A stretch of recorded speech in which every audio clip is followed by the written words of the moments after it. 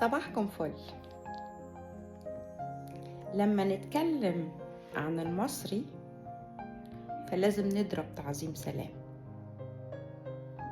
المصري بطبيعته محب للسلام، ما بيحبش العنف ولا قلة الأدب، ولا المصري إنسان محترم بطبيعته، إلا إذا استفزيته وتعديت على خطوطه الحمراء. وخطوطه الحمراء غالبا بتكون نمرة 1 دينه، عيلته،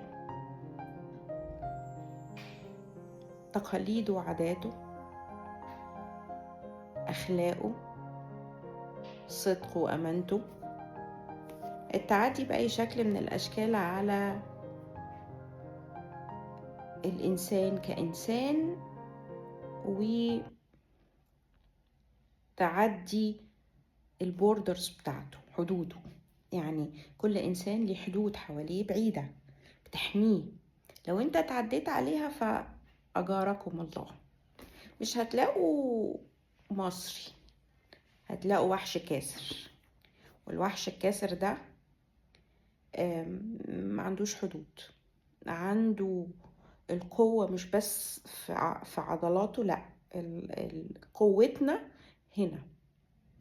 الفراعنة لما بنوا أعظم حضارة في التاريخ اللي الناس عايزة تسرقها وتنسبها لنفسها، بنوها مش بالعضلات، بنوها بهنا. عشان كده محدش عارف يوصل له. حتى النهاردة مش عارفين التحنيط سره ايه، حتى النهاردة مش عارفين الأهرامات اتبنت ازاي. ساعات يقولك أصل كان في سحر، أصل كان في جن، أصل أي كلام فاضي يعني.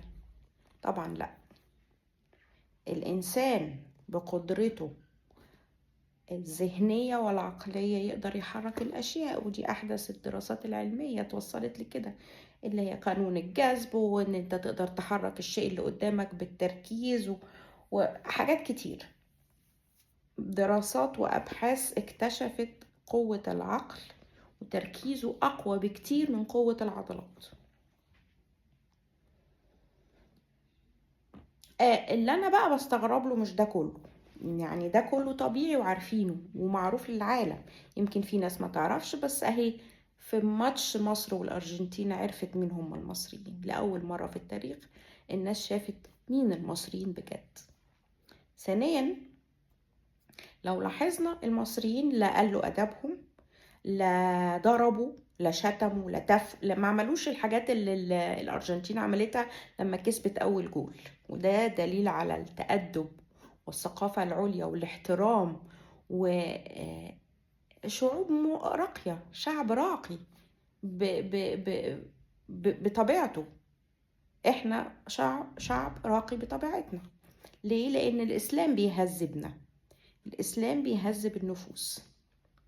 اللي أحلى بقى من ده كله وهم عملوه، هم مش واخدين بالهم إن خسارتهم ورت للعالم كله الظلم.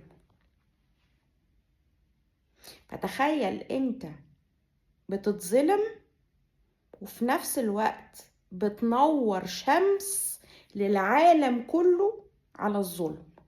فما بالك بقى، فما بالك انك، انا بقول لهم يا مصر بتعمليها ازاي؟